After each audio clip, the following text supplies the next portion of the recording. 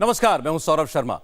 राहुल गांधी और स्मृति ईरानी के बीच आज जबरदस्त जंग दिख रही है। राहुल ने आज केरल के वायनाड से अपना नामांकन दाखिल किया, उत्तर भारत से दूर दक्षिण के किले को मजबूत करने की कोशिश की। वहीं स्मृति ईरानी आज यूपी के अमेठी में राहुल के किले को ढाने की कोशिश में जुटी रही। 2 दिन के अमेठी दौरे पर पहुंची स्मृति ईरानी इस वक्त अमेठी में एक जनसभा को संबोधित कर रही हैं। राहुल गांधी पर हमला करते हुए स्मृति ईरानी ने कहा कि गांधी परिवार ने पीढ़ी दर पीढ़ी अमेठी को विकास से दूर रखा।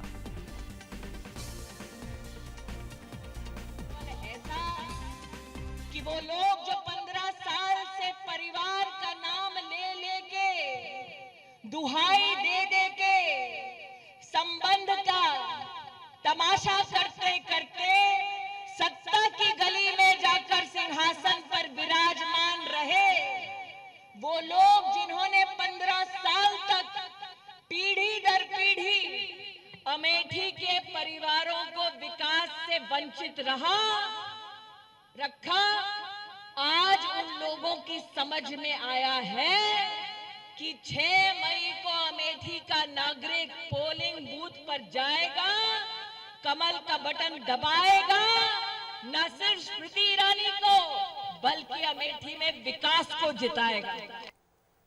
अमेठी में थी स्मृति ईरानी तो वायनाड में थे राहुल गांधी। एक और स्मृति ईरानी अमेठी में राहुल गांधी को चैलेंज कर रही थीं, वहीं राहुल गांधी वायनाड से अपना नॉमिनेशन फाइल कर रहे थे। इस दौरान एक रोड शो भी उन्होंने किया जिसमें उनके साथ प्रियंका गांधी भी थीं। राहुल ने पर्चा भरने से पहले और बाद में रोड शो निकाला। भारी संख्या में भीड़ भी इस रोड शो में जुटी। तस्वीरें आपके सामने हैं। केरल के वायनाड में राहुल गांधी इस बार दूसरी सीट से अपनी किस्मत आजमाने जा रहे हैं। अमेठी के अलावा केरल की सुरक्षित माने जाने वाली कांग्रेस के लिए वायनाड सीट पर आज उन्होंने अपना नॉमिनेशन फाइल किया। उनके साथ उनकी बहन प्रियंका गांधी भी रहीं इस मौके पर और एक रोड शो भी निकाला गया। ये परंपरागत कांग्रेस पार्टी की सीट रही है जिसमें पहले ही उम्मीदवार का ऐलान हो चुका था, लेकिन जब राहुल गांधी ने यहां से चुनाव लड़ने की इच्छा जाहिर की तो फिर उन्होंने अपना नामांकन वापस लिया। 2014 में अमेठी लोकसभा क्षेत्र का सत्य क्या था, ये पहली बार देश जान पाया। 2014 में आपके सम्मुख कांग्रेस के नेताओं ने संकल्प लिया कि 10 साल से अनदेखी कर रहे हैं, इस बार हमका वोट दे दो, हम इस बार कम से कम विकास करेंगे। 14 से लेकर 19 हो गया, चाहे किसान हो, चाहे मजदूर हो, चाहे नौजवान हो, चाहे बच्चा हो, अमेठी का एक एक नागरिक गवाह है। छल के सिवा, बदहाली के सिवा लापता सांसद ने अमेठी को कुछ नहीं दिया। उम्र 80 की, डांस बचपन का। जी हां, दादी मां की उम्र की इस महिला के खूबसूरत डांस को देखकर आप ऐसा ही कहेंगे।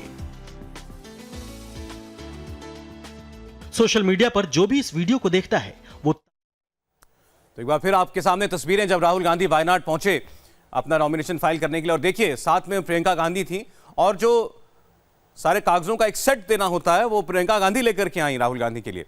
राहुल गांधी इस सीट से चुनाव लड़ रहे हैं और वायनाड में जब से उन्होंने उतरने का फैसला किया है चुनावी मैदान में, बीजेपी हमलावर है। खासतौर पर स्मृति ईरानी जो बार बार इस बात को कह रही हैं कि क्योंकि इस बार अमेठी से राहुल गांधी की हार निश्चित है, इसलिए एक सेफ सीट ढूंढनी। यहां तक कि प्रधानमंत्री नरेंद्र मोदी ने रैली में इस बात का जिक्र किया कि राहुल गांधी जानते हैं कि हिंदुओं की नाराजगी उनको भारी पड़ेगी उत्तर भारत में, इसलिए उन्होंने एक ऐसी सीट चुनी है जहां पर हिंदू अल्पसंख्यक हैं।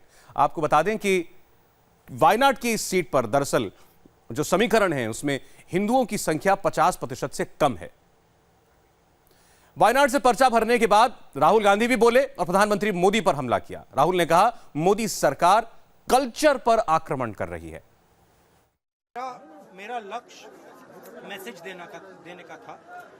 एबीपी पीछे साउथ इंडिया में फीलिंग है, तमिलनाडु में, केरला में, कर्नाटक में, कि जिस प्रकार से सरकार काम कर रही है, जिस प्रकार से नरेंद्र मोदी जी आरएसएस काम कर रहे हैं, देश के काफी लोगों को लग रहा है कि उनके कल्चर पे, उनकी भाषा पे, उनकी हिस्ट्री पे आक्रमण हो रहा है। तो इसलिए मैं मैसेज देना चाहता था कि मैं नॉर्थ से भी लड़ूंगा और साउथ से भी लड़ूंगा। राहुल गांधी ने प्रधानमंत्री मोदी पर हमला किया तो स्मृति ने राहुल को घेरा। अमेठी जाने से पहले स्मृति ने कहा कि राहुल ने अमेठी का अपमान किया। राहुल गांधी बोले कि उनका अमेठी से रिश्ता हमेशा कायम रहेगा। इस व्यक्ति ने अमेठी के कंधे पर चढ़कर सत्ता 15 साल तक भोगी, वो व्यक्ति आज अमेठी छोड़कर किसी और लोकसभा क्षेत्र में अपना पर्चा भरने जा रहा है। अमेठी का ये अपमान और अमेठी से ये धोखा अमेठी की जनता बर्दाश्त नहीं करेगी। राहुल अपनी दूसरी सीट से उन लोगों का समर्थन लेकर लड़ने की तैयारी कर रहे हैं। वायनाड में नामांकन के बाद राहुल गांधी के रोड शो के दौरान आज एक हादसा हो गया। राहुल के रोड शो को कवर कर रहे पत्रकार बैरिकेड टूटने से नीचे गिर गए, जिसमें कुछ पत्रकारों को मामूली चोटें भी आईं। राहुल गांधी ने पत्रकारों को एम्बुलेंस से इसके बाद अस्पताल भिजवाया। आप देख रहे हैं जब यह हादसा हुआ, दरअसल एक बैरिकेड लगा हुआ था जिसके पीछे तमाम पत्रकार थे। बैरिकेड टूटा जिसमें कुछ पत्रकार नीचे गिर गए, उनको चोटें आईं और राहुल गांधी खुद एम्बुलेंस तक लेकर के जा रहे हैं इन तमाम घायल पत्रकारों को। प्रियंका गांधी भी उनके साथ साथ हैं।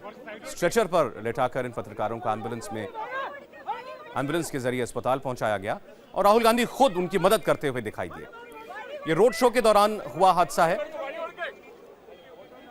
राहुल गांधी के वायनाड के रोड शो में एक दुर्घटना हुई। हालांकि कोई बहुत गंभीर चोटें नहीं आई हैं किसी को, लेकिन इतना जरूर देखने को मिला कि राहुल गांधी हों या फिर प्रियंका, वो इन पत्रकारों की खुद मदद करते हुए सामने आए। आज की दूसरी सबसे बड़ी सियासी खबर है उत्तर प्रदेश से। बीजेपी ने यूपी में सपा बसपा गठबंधन को दिया है एक झटका। कुछ दिन पहले तक वहां गठबंधन में शामिल रही निषाद पार्टी आज एनडीए गठबंधन में शामिल हो गई। गोरखपुर में योगी के किले को ढहाने वाले सांसद प्रवीण निषाद ने खुद बीजेपी ज्वाइन कर ली। केंद्रीय मंत्री जेपी नड्डा ने दिल्ली में प्रवीण निषाद को बीजेपी की सदस्यता दिलाई। गठबंधन के बाद निषाद पार्टी के अध्यक्ष संजय निषाद ने कहा कि ये राम राज्य और निषाद राज्य का ऐतिहासिक गठबंधन है।